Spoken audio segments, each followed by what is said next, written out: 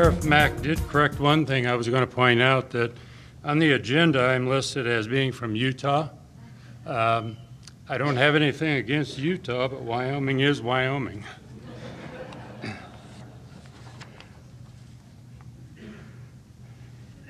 Fellow sheriffs and peace officers and patriots, being here with you is indeed a pleasure to witness others who believe as I do. When we demand of ourselves and those representing us to honor our oaths of office,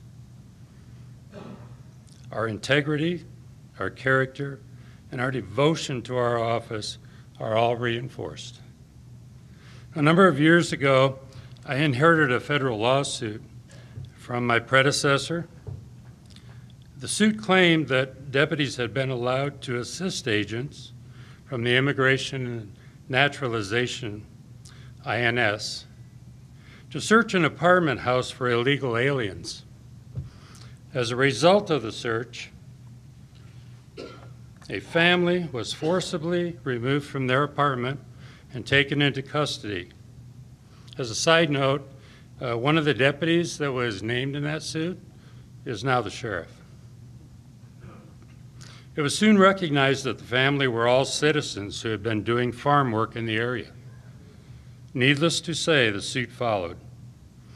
The outcome of the case was the plaintiffs agreed to a monetary settlement with both the county and the federal government, with the provision that a policy be adopted by me as current sheriff, notifying federal agencies of the requirement to notify the sheriff's office when operating in the county.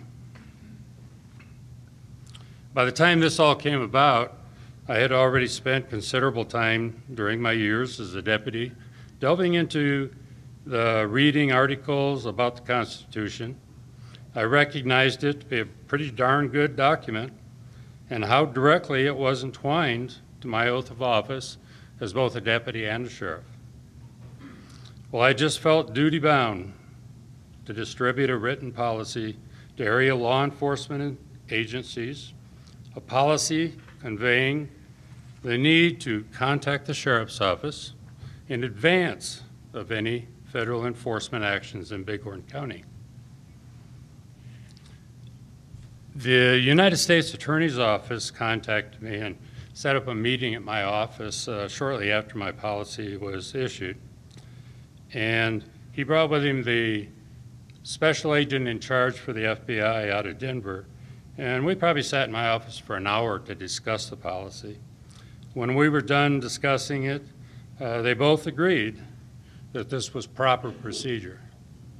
And the U.S. Attorney said, if you have a problem with anybody under my control, make your first call to me. I think he stood by that, at least all the time he was U.S. Attorney for the remaining.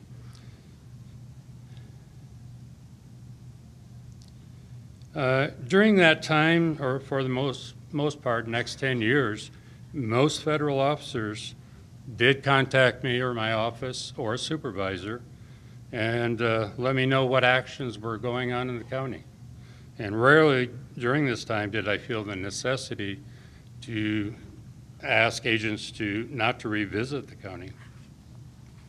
I would suggest that in some of your jurisdictions, due to populations and the number of federal agencies, this type of request would be a difficult thing to keep checked on, but certainly it would be proper.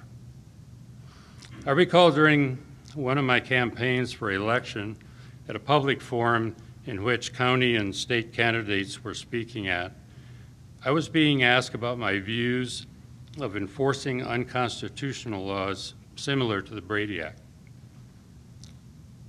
When I had completed my explanation, a candidate who was also seeking the office of sheriff raised his hand and asked, if you refuse to enforce an unconstitutional law, who's going to enforce them? I would like to thank you for attending this quorum. It is fantastic. Thank you, Sheriff Mack. I ask our Creator to continue inspiring us to be honorable, and to give us wisdom to tell the fact from fiction. And I thank you.